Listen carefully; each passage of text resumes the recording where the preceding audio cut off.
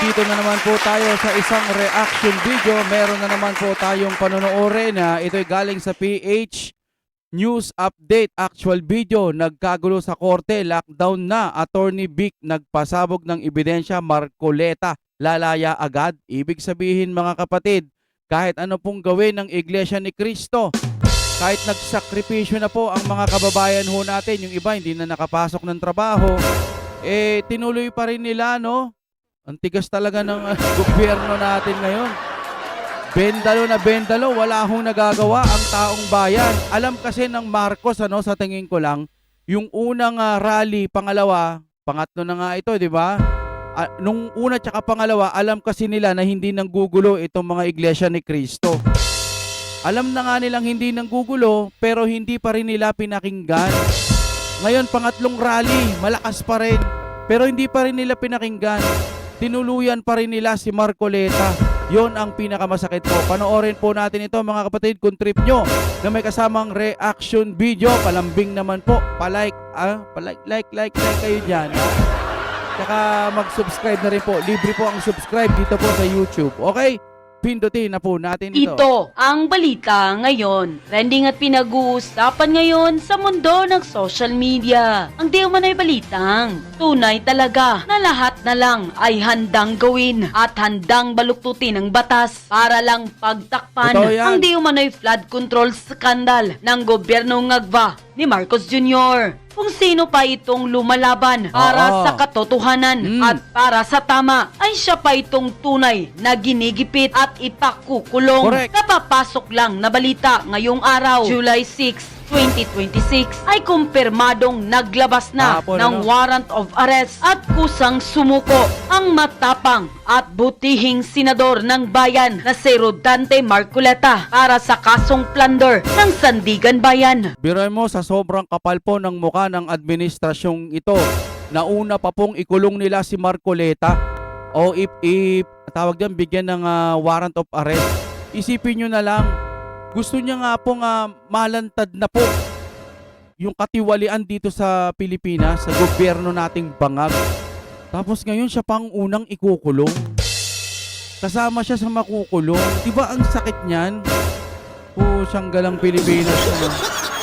Wala na, tinatarantado na Pero tayo. bago ang lahat, kung bago ka pa lamang sa aming channel, please huwag kalimutang mag-like, subscribe at i-click ang notification bell para mas maging updated ka pa lalo sa lahat pa ng bagong video na i-upload namin. Okay. At eto na nga mga kababayan, ayon pa sa kumpirmadong balita, breaking news, Sandigan Bayan naglabas ng warrant of arrest versus Senator Marcoleta. Pinumpirma ni Associate Justice Carl Miranda ng Sandigan Bayan 3rd Division ang pag-issue ng arrest warrant laban kay Senator Rodante Marcoleta. Ang warrant ay kaugnay ng kasong plunder na isinampa ng Office of the Ombudsman noong nakaraang linggo, kung saan inaakusahan ng senador na hindi idineklara ang 75 million na campaign donation sa kanyang Statement of Contribution and Expenditures at Statement of Assets, Liabilities and Net Worth, SALN. Kasama sa sinampahan ng kaso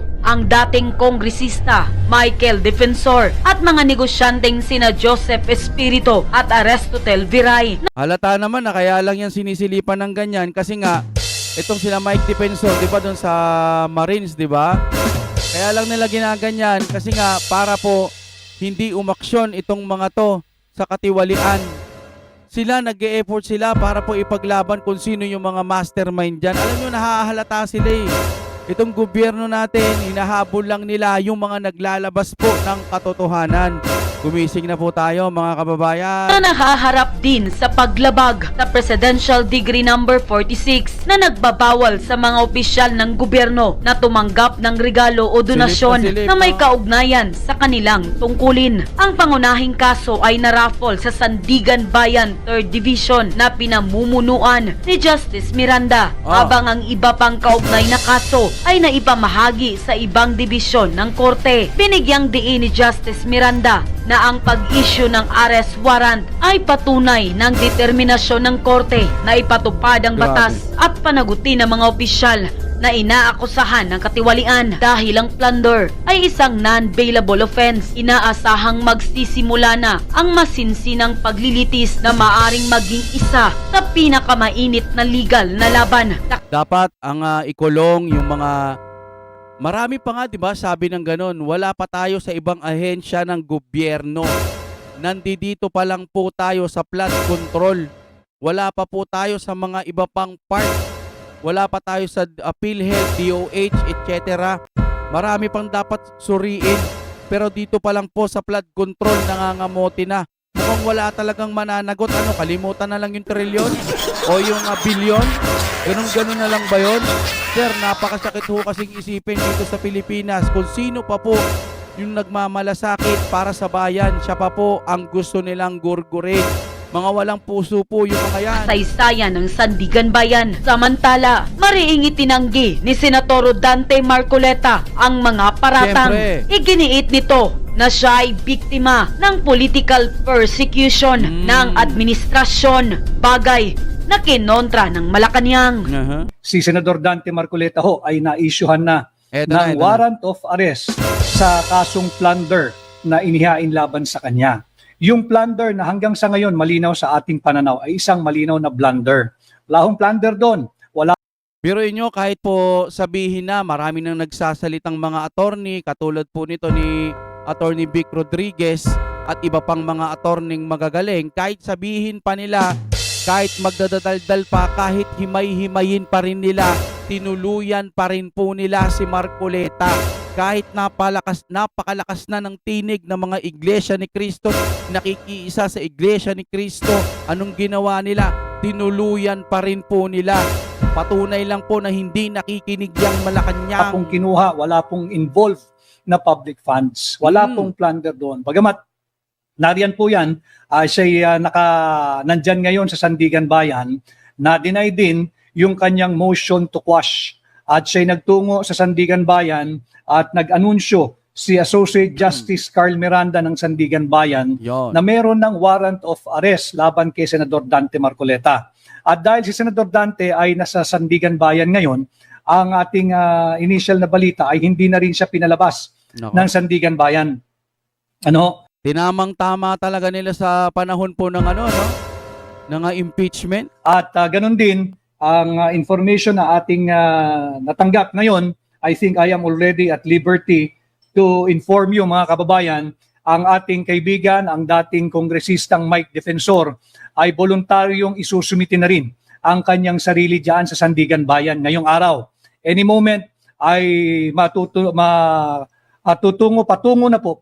na si Kongresista Mike Defensor diyan sa Sandigan Bayan. Alam nyo, hindi biro ang laban itong mga nila Mike Defensor, Jinggoy Estrada, lahat po ng ginugorgor nila, hindi biro ang laban nila sa mga nangyayari Pang ngayon. voluntaryong isumite ang kanyang sarili sa korte. Ito nga ay bunsod ng warrant of arrest na inilabas. Unang-una laban kay Senator Grabe, Dante no? Marcoleta at kasunod na nga yung kay Congressman Mike Defensor. So, Luzon, Visayas at Mindanao, hindi ko masasabi kung magandang araw, subalit we have to make the most of what we have today. Magandang araw po sa lahat ng Pilipino, Luzon, Visayas at Mindanao. Magandang araw po sa lahat ng Pilipino saan man po kayong panig ng mundo. Ang ating mga overseas Filipino workers, ang ating mga Filipino migrants, at ang habol mamaya sa ating team replay. Ang ating pong pamagat ay Senador Dante arestado. Kapapasok na balita lamang ho yan at Grabe. Tama, arestado, yeah, di ba? tama si Jolen Okay. Oliverio Mirasol. Wala si Senador Marcoleta sa impeachment ni VP. Napakagaling ng attorney sana para sa impeachment ni VP. Oo. At hindi natin sisisi ang mga maraming pananaw ng kapwa natin Pilipino, kagaya ni Jolen Oliverio Mirasol. Ito ba'y sinadya itinaon sa pagbubukas ng impeachment trial Lahat yan, sa aking opinion din, sa tingin ko, sinadya ito. Talagang tinaon sa impeachment ni BP Sara para talagang walang kawala. Alam nyo, tarantado ka na lang kung hindi mo naiintindihan ang laban ni BP Sara eh. Napakagago mo na kapag ano ka pa rin, Marcos ka pa rin, tapos Duterte, ayaw mo. Napakamangmang mo talaga nun. Wala kang pinagtatandaan. Hindi nyo alam ang nilalaban ng Duterte ngayon. Biruin mo, sa totoo lang ha, ang daming nagagawa ng BP Sara pero hindi ipinalalabas ng mga bias media. Tapos ikaw, anga-anga ka pang sasabihin mo, Marcos kami, Marcos kami. Gunggong. Kayang hapon para wala nang kayang makipagdebate or mag-raise Yun nga, ng oo. issue of law or issue of facts. Questionin niya, magko-cross-examine siya, magtatanong siya dyan.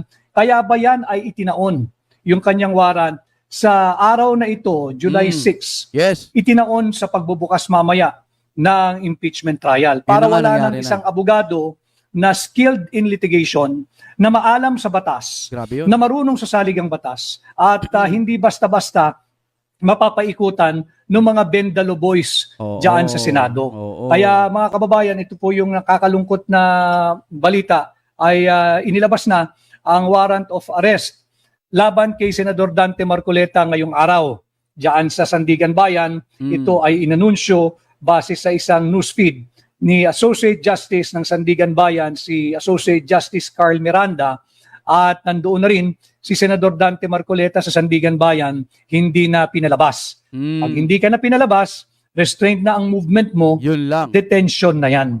At ganun din Grabe.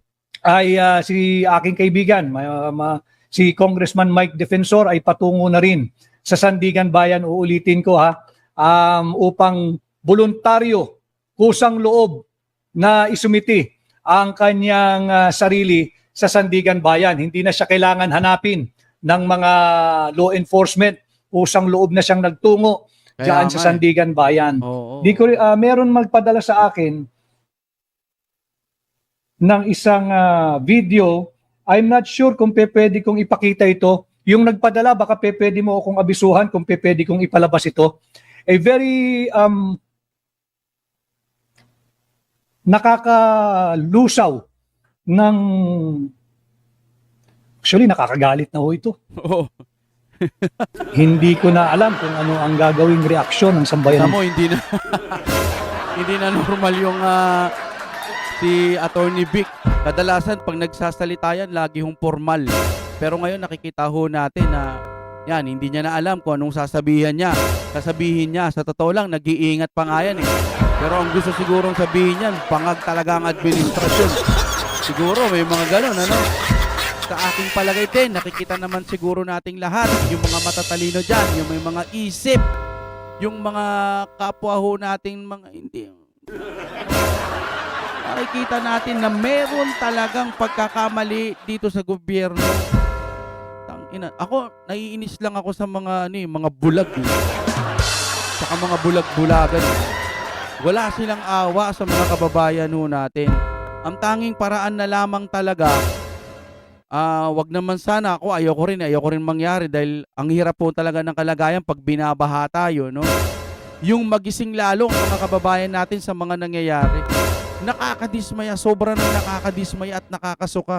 Ang pinaka nakakainis sa lahat, yung pumunta na ang Iglesia ni Cristo at iba't iba pang mga religion para sa panawagan ho nila na wag nang ibendalo. Pero nagbendalo pa rin sila. Tapos kanina po sa hearing, ayan na, nagdadiba-debate na sila. Maraming sinasabi po si Alan Peter Cayatanong mga rules, pero dinidedma talaga ng mga taga-kabila. Ang dami. Pucha, wala na. Wala nang pag-asa. Sorry. Ang pinakapag-asa na lang po natin, magdasal na magkaroon po ng himala na ang maging presidente na po natin ay si BP Sara. Yan ang aking pinapanalangin sa Panginoon na sana magbago na, hindi ganito, pangit, napakawalang kwenta. Kasi pwede pa sana eh, 'di ba? Ikaw alam mo sa sarili mo, pwede pang magbago eh. Kaya pa natin eh.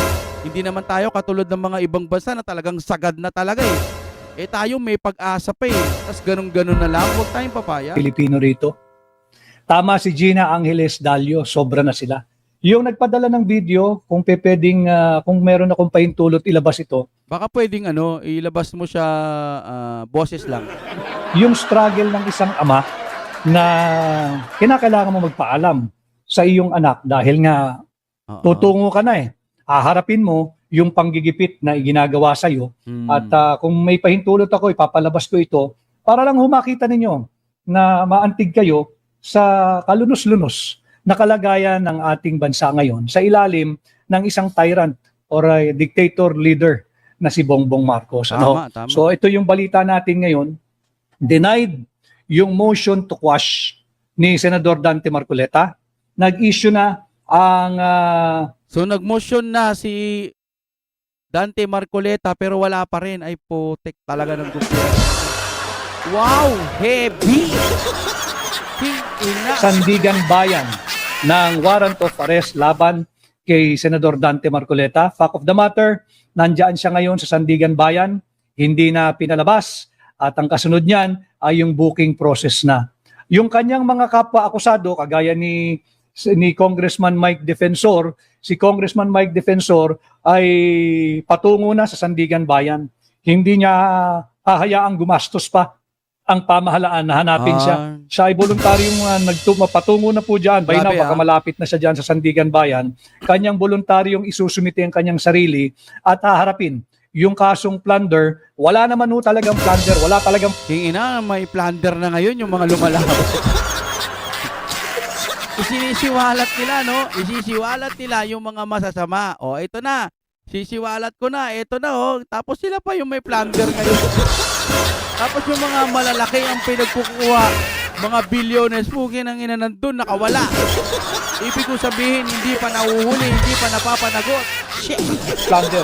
Hindi ko maintindihan saan kumukuha ng Gravity. tapang at lakas ng loob itong mga ito na kahit walang plunder, igigiit, ipipilit yung plunder. O yun nga eh.